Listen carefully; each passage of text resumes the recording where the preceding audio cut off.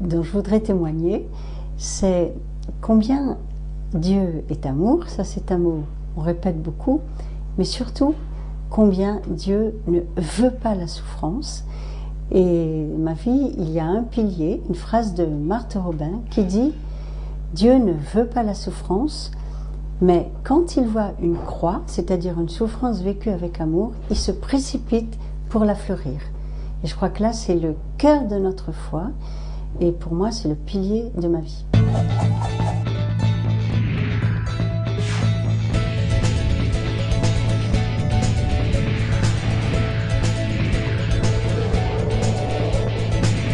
J'avais 38 ans quand j'ai perdu mon mari, qui avait 1 an de plus, et nous avions 4 petits-enfants, tout petits. C'est dramatique, ça a été très difficile. On avait prié pour sa guérison, il n'a pas guéri, mais j'ai été exaucée, puisque je ne me suis jamais révoltée contre Dieu.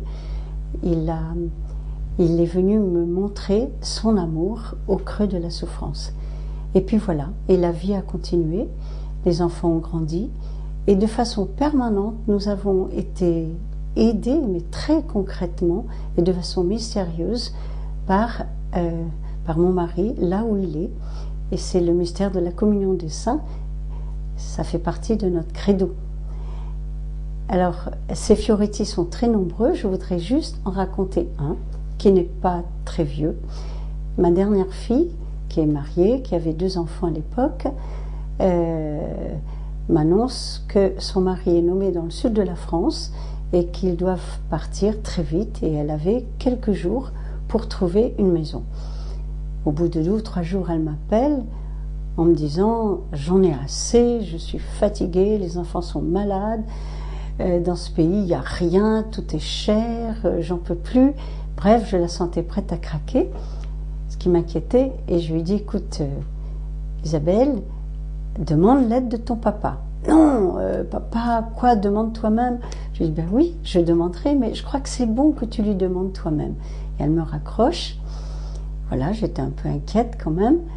Et puis voilà qu'au bout d'une demi-heure, elle me rappelle et elle me dit « Accroche-toi, j'ai une piste. » Alors je dis « Je te dis, accroche-toi toi-même, c'est bon que toi-même tu demandes. »« Oui, d'accord, je demande. » Et elle raccroche, une nuit se passe.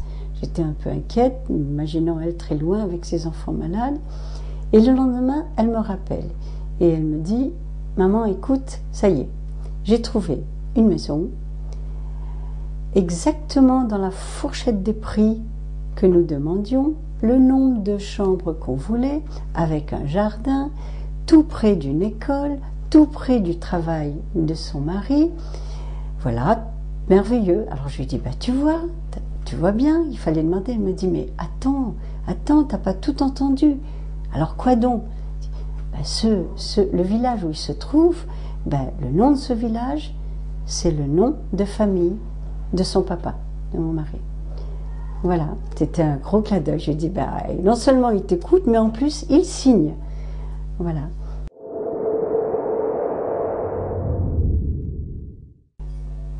Seigneur, je voudrais te bénir d'être venu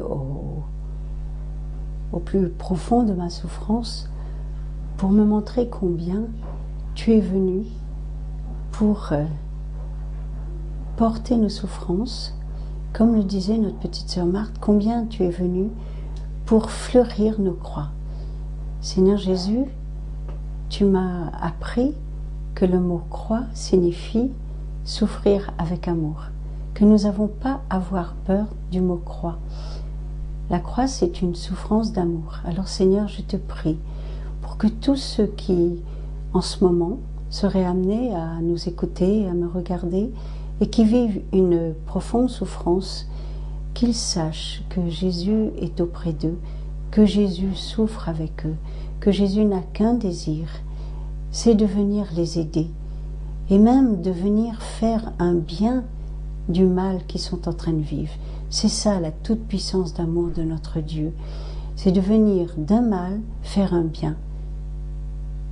Alors Seigneur Jésus, donne vraiment à ces personnes qui en ce moment m'écoutent cette grâce d'expérimenter comme tu l'as fait avec moi, combien d'un mal tu fais un bien tellement merveilleux. Amen.